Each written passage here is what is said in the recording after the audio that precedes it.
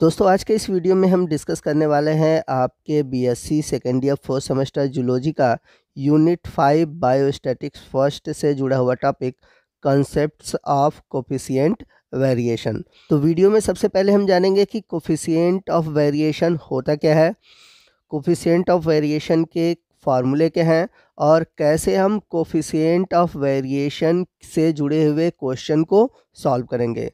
तो कुल मिलाकर देखा जाए आज के इस वीडियो में आपको कोफिशिएंट ऑफ वेरिएशन से जुड़े हुए सभी टॉपिक मिलने वाले हैं और वीडियो बड़ा ही इंपॉर्टेंट होने वाला है, तो वीडियो को आप ध्यान से देखिएगा और पूरा देखिएगा। तो वीडियो को स्टार्ट करने से पहले मैं आप सभी को बता दूं, आप में से जिन लोगों ने अभी तक हमारा सब्सक्रिप्शन ₹99 का नहीं लिया है, प्लीज़ वो जल्दी से जल्दी सब्सक्रिप्शन ले लें, क्योंकि आने वाले दिनों में बहुत सारे वीडियो मैं प्राइवेट करूँगा।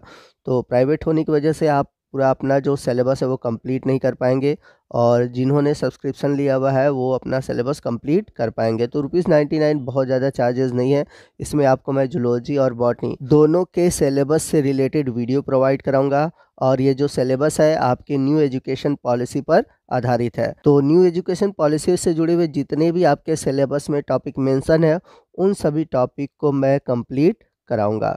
तो प्लीज़ आप जल्द से जल्द ₹99 का सब्सक्रिप्शन ले लें। तो आइए सबसे पहले हम कोफिशिएंट ऑफ वेरिएशन के डेफिनेशन को देखते हैं।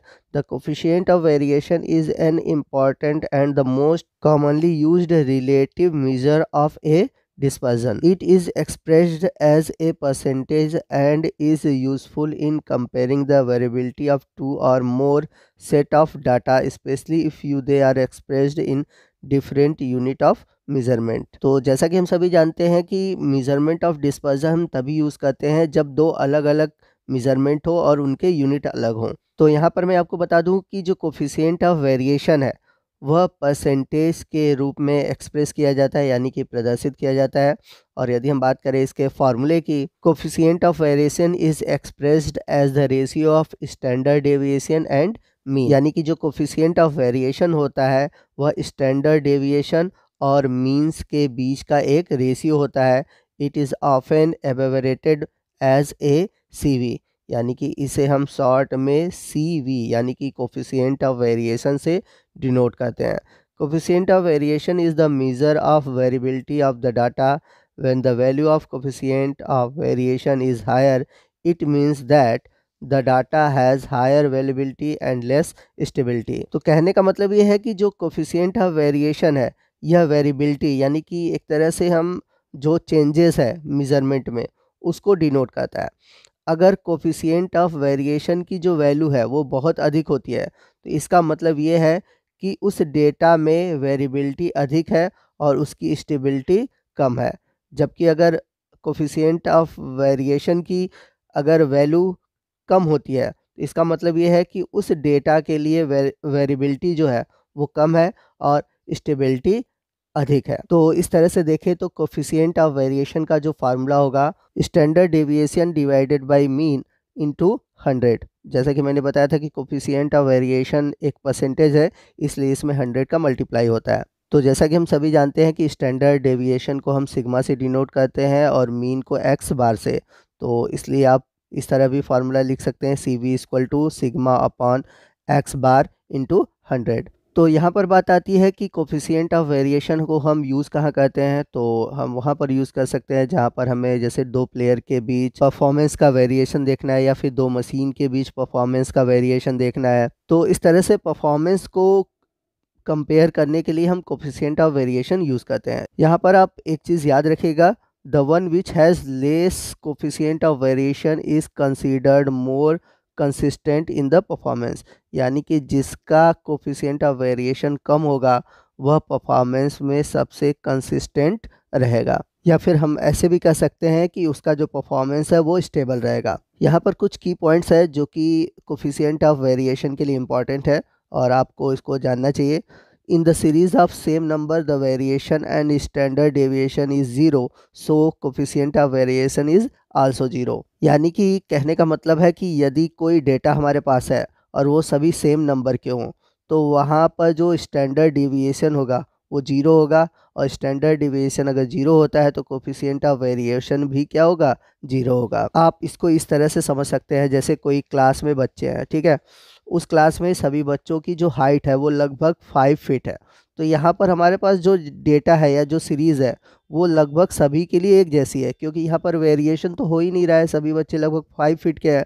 तो जब सभी का साइज़ या हाइट एक जैसा है तो वहाँ पर जो स्टैंडर्ड डेविएशन है वो जीरो है, यानी कि वेरिएबिलिटी क्या है, जीरो है। तो इसलिए कोफिशिएंट ऑफ वेरिएशन भी क्या होगा, जीरो होगा। Like other measure of dispersion the variance and standard deviation is always greater than और इक्वल टू जीरो। तो यहाँ पर कह रहा है कि जितने भी आपने मेजर ऑफ डिस्पर्जन पढ़ा हुआ है या फिर स्टैंडर्ड ऑफ डेविएशन पढ़ा हुआ है वो हमेशा ग्रेटर होता है जीरो से, यानी कि हमेशा बड़ा होता है जीरो से, या फिर जीरो के इक्वल होता है, कभी जीरो से कम नहीं होता। आइए कोफिशिएंट ऑफ वेरिएशन से जुड़े हुए क्वेश्चन को सॉल्व करते हैं। तो यहाँ पर 1 2 3 4 5 एक सीरीज़ दिया हुआ है और आपको इसका कोफिशिएंट ऑफ वेरिएशन निकालना है। तो कोफिशिएंट ऑफ वेरिएशन निकालने के लिए हमें दो चीज़ें पता होना चाहिए, एक तो स्टैंडर्ड डेविएशन और दूसरा है मीन। तो सबसे पहले हम मीन निकाल लेते हैं। तो मीन यानी कि X bar equal to summation of X divided by N.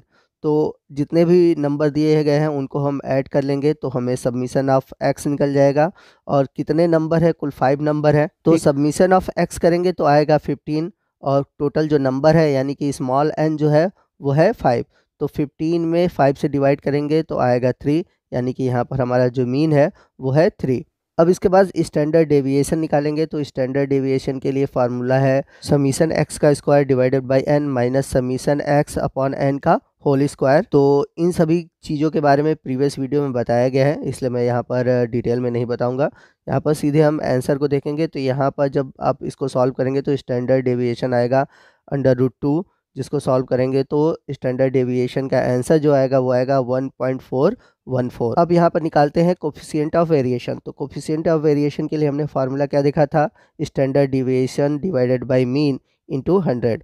तो स्टैंडर्ड डेविएशन का जो आंसर आया था वो आया था 1.414 और मीन आया था 3। तो हम 1.41 को 3 से डिवाइड करेंगे और 100 से मल्टीप्लाई करेंगे। तो क्वेश्चन को सॉल्व करने के बाद जो कोफिशिएंट ऑफ वेरिएशन है उसका आंसर आएगा 47.133%। तो इस तरह से आप कोफिशिएंट ऑफ वेरिएशन के क्वेश्चन को सॉल्व कर पाएंगे। तो कोफिशिएंट ऑफ वेरिएशन को निकालने के लिए आपको स्टैंडर्ड डेविएशन और मीन निकालने आना चाहिए। तो इन सभी पर मैंने पहले ही वीडियो बनाया हुआ है, आप चाहे तो वो वीडियो देख सकते हैं। प्रीवियस बायोस्टैटिक्स से जुड़े हुए जितने भी वीडियो हैं उन सभी का लिंक मैंने आज के इस वीडियो के नीचे डिस्क्रिप्शन बॉक्स में दे रखा है, उस लिंक पर क्लिक करके आप वीडियो को देख सकते हैं। तो कोफिशिएंट ऑफ वेरिएशन से जुड़ा हुआ हमारा आज का ये वीडियो आपको कैसा लगा कमेंट करके जरूर बताइएगा। वीडियो अच्छा लगा तो वीडियो को लाइक और शेयर करना मत भूलिएगा, और कोई भी डाउट हो आप हमसे कमेंट करके पूछ सकते हैं। तो मिलते हैं अगले वीडियो में अगले टॉपिक के साथ, तब तक के लिए जय हिंद, जय भारत।